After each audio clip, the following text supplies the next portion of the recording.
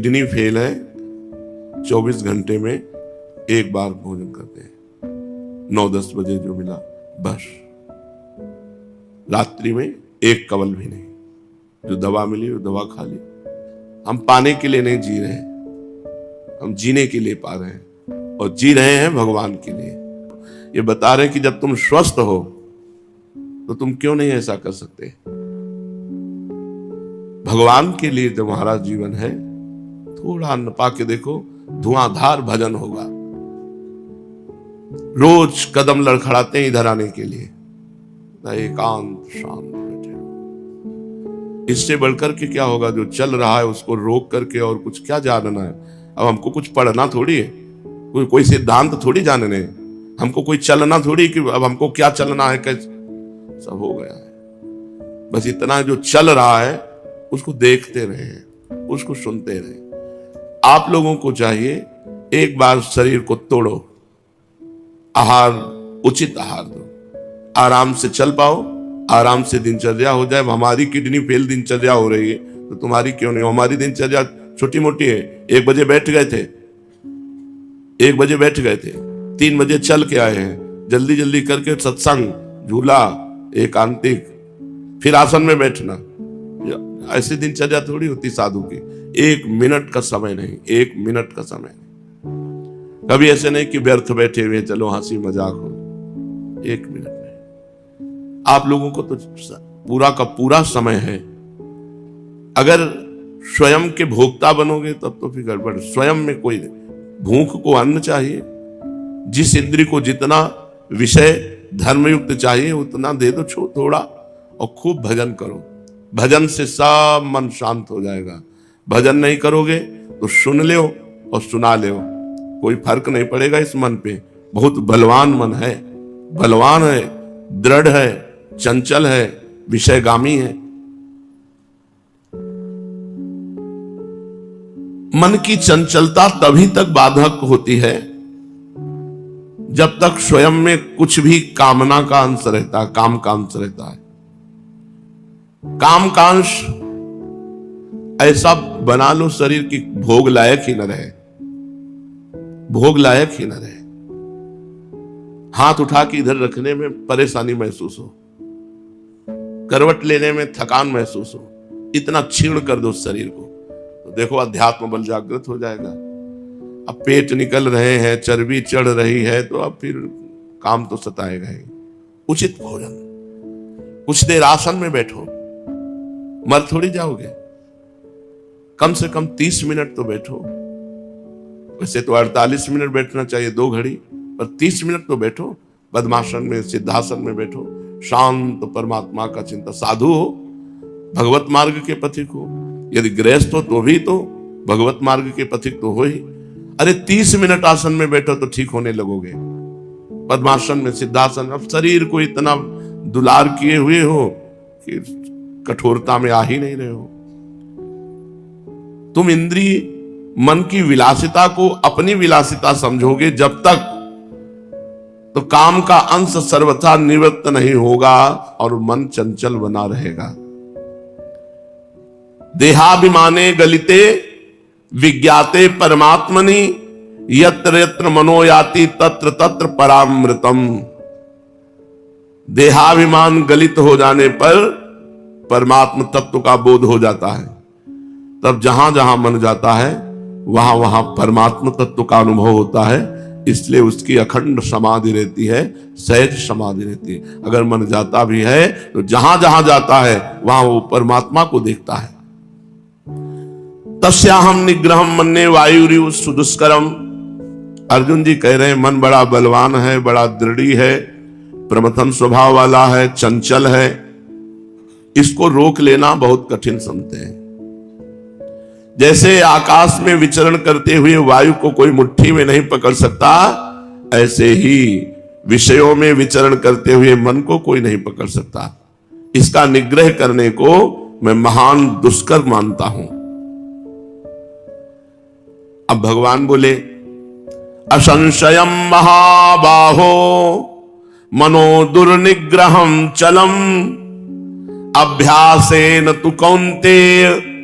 यही वैराग्येण च गृह्यते। वैराग्य, जितने से काम चल जाए, रोटी दाल सब्जी काम, आधा पेड़ा एक पेड़ा दे दो जो घर का बना हुआ अपने, बस। भजन करना है या पहलवानी करना है? भजन करना है। भजन करना है तो भगवान कह रहे हैं अभ्यासेन तु कौन्तेय वैराग्येण च गृह्यते। अर्जुन महाबाहु, तुम ठीक कह रहे हो, असंशयम, इसमें कोई संशय नहीं है। ये मन बड़ा चंचल है और इसको रोक लेना, इसको निग्रह कर लेना बड़ा कठिन है। ये तुम्हारा कहना बिल्कुल ठीक है, परंतु हे कुंती नंदन, अभ्यास और वैराग्य के द्वारा इसको वश में किया जा सकता है। असंशयम महाबाहो मनो दुर्निग्रहम चलम। महाबाहो का संबोधन वीरता से है। तुम वीर पुरुष हो, तुम बस में कर सकते हो। ये अर्जुन के लिए नहीं कह रहे, सबके लिए कह रहे। भगवान के अंश हो, भगवान ने तुम्हें भगवत प्राप्ति के लिए पूरी सामग्री दी है। इसको अभ्यास के द्वारा और वैराग्य के द्वारा, दो जरूरी है।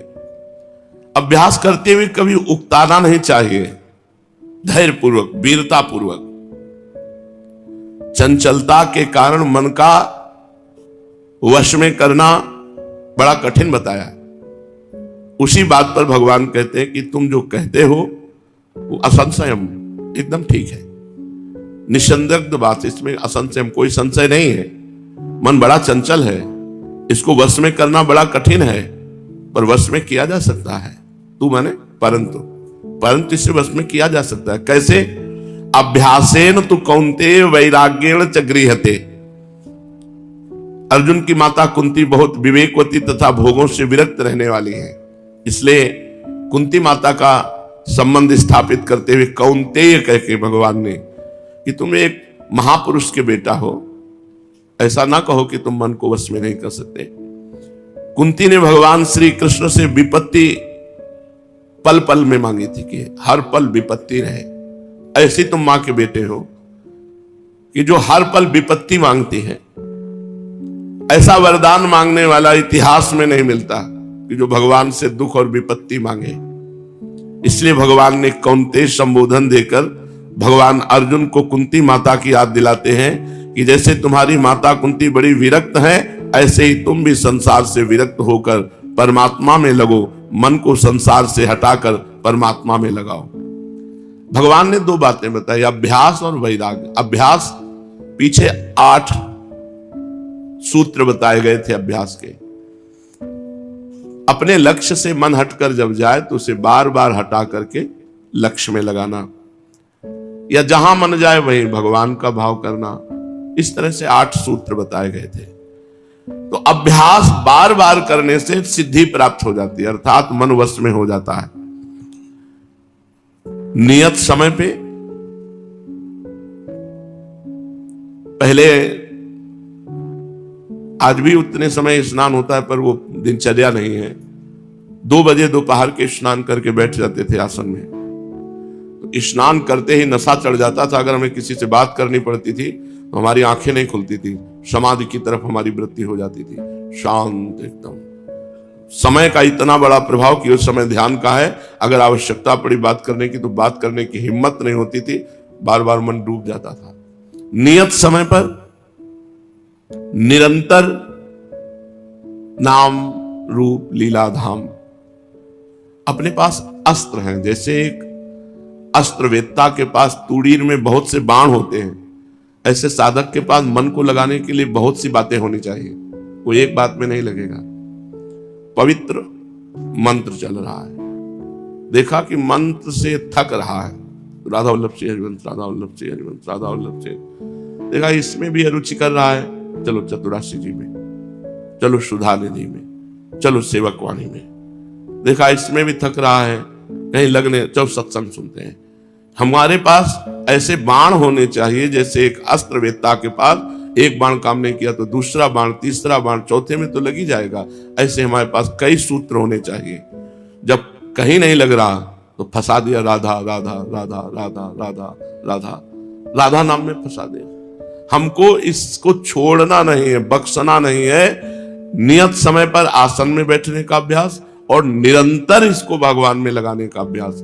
इसका नशा चढ़ जाएगा और जिस दिन मन ने पकड़ लिया मंत्र और नाम, फिर आप निहाल हो जाओगे, आपको निहाल कर देगा। इसका स्वभाव है जिसे पकड़ता छोड़ता नहीं, जिसे विषयों को पकड़ा तो छोड़ नहीं रहा, और एक बार भगवान के नाम रूप को पकड़ा दो और ये पकड़ ले सही ढंग से, फिर आप विषयों में बैठे रहो तो भी नहीं, विषयों में बैठे रहो तो भी मन विषय में नहीं जाएगा। जैसे मंदिर में बैठे रहो तो भी भगवान में मन नहीं जाएगा, विषय में ही जाएगा। ऐसे विषयों में बैठे रहो तो मन भगवान में ही जाएगा। एक बार इसे पकड़ाओ अभ्यास के द्वारा और वैराग्य निरंतर लगाया जाए, रोजाना लगाया जाए, हर क्षण लगाया जाए। कभी अभ्यास किया कभी नहीं किया, ऐसे कोई योग सफल नहीं होता। तात्पर्य है अभ्यास निरंतर होना चाहिए, नित्य होना चाहिए, प्रतिपल होना चाहिए। अपने ध्येय में अर्थात लक्ष्य में अर्थात प्रभु में महत्व बुद्धि होनी चाहिए। प्रभु के नाम में हमें कुछ अनुभव नहीं करना, आनंद आ रहा है कि नहीं आ रहा, सिद्धि आ रही कि नहीं आ रही, भगवान आ रहे कि नहीं आ रहे, हमारा मन लग रहा है कि नहीं, बस ये तो सब अपने आप आ जाएगा। ये फल है, कर्मण्येवाधिका रस्ते मां फलेषु कदाचन। ये सब फल का चिंतन ना करो, नहीं तो मन उकता जाएगा, मन निराश हो जाएगा। यार इतने दिन से मेहनत कर रहे हैं, कोई दिव्य स्वप्न भी नहीं आ रहा है, भगवान की तो बात जाने दो, कोई अच्छा स्वप्न भी नहीं आ रहा है, परेशान। हमें परेशान नहीं होना। हमारा कर्तव्य है बार बार विषय में जाते हुए मन को हटाकर प्रभु में लगाना। बस हमें अपने कर्तव्य की तरफ देखना, प्रभु अपना जाने।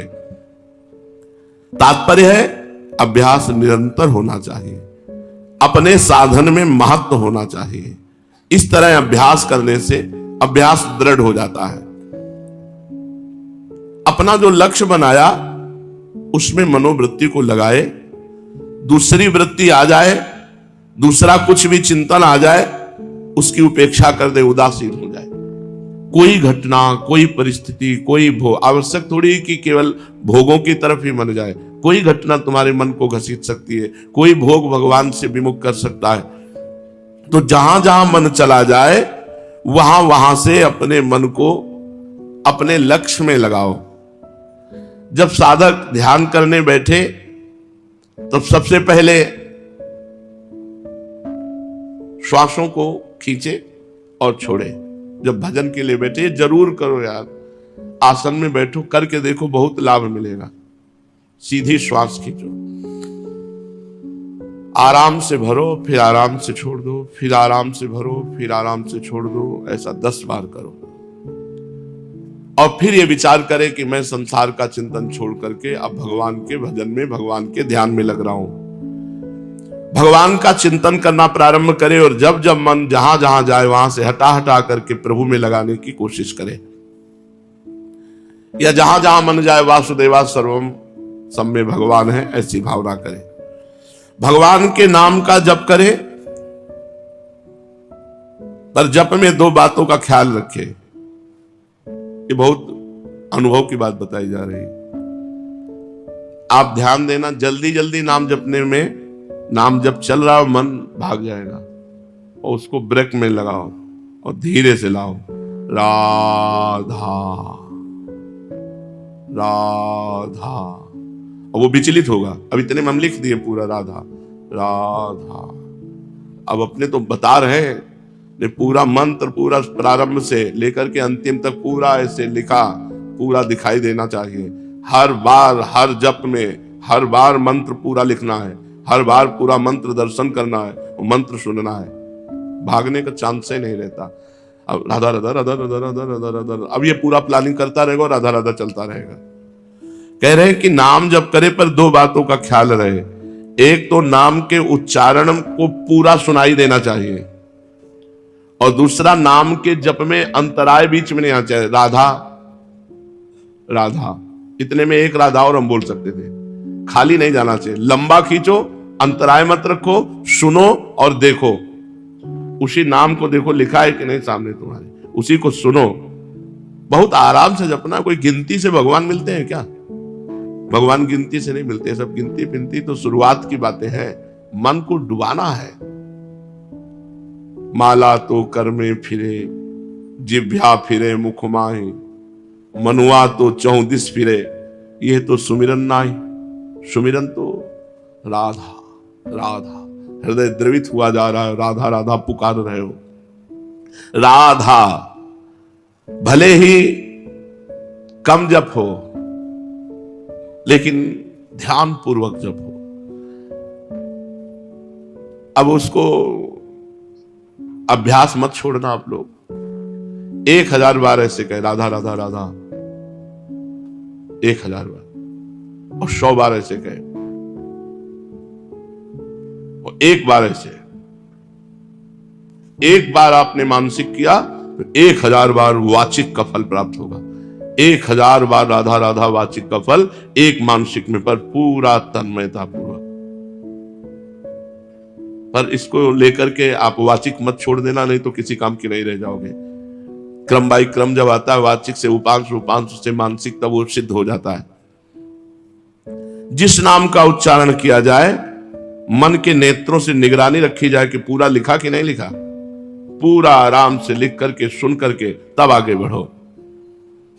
अभ्यास का बहुत बड़ा प्रभाव होता है। एक नाम, अब देखो, ये बहुत चतुर साधक के लिए बात बता रहे हैं। अगर आपका मन बहुत भाग रहा है, आपको वश में करना है, एक नाम उच्चारण कीजिए दूसरा, और लिखिए दूसरा। उच्चारण हो रहा है राधा राधा, और लिख रहे हैं निज मंत्र। उच्चारण कर रहे हैं हम और कुछ, लिख रहे हैं कुछ और। भाग कहां भाग के जाएगा, भागने। और ऐसा ज्यादा देर कर नहीं सकता कमजोर साधक, प्रवीण साधक कर सकता है। चतुरासी जी चल रही है अंतर में, और ऊपर राधा वल्लभ नाम लिखता चल रहा है, राधा वल्लभ राधा वल्लभ राधा वल्लभ, और अंदर चल रहा है चतुरासी जी के पद एकदम। उस समय फिर एक शब्द किसी का सुनना, एक इशारा भी बात करना बर्दाश्त करें, क्योंकि डबल चल रहा है, छूटने का कोई सवाल नहीं है। तो बस अब डबल चल रहा है। चतुरासी जी का पद छूटना नहीं चाहिए, ऊपर राधा वल्लभ लिखना बंद नहीं होना चाहिए। मन को फंसाओ, और उपाय बता रहे हैं। भौरे की तरह गुनगुनाते हुए नाम मंत्र,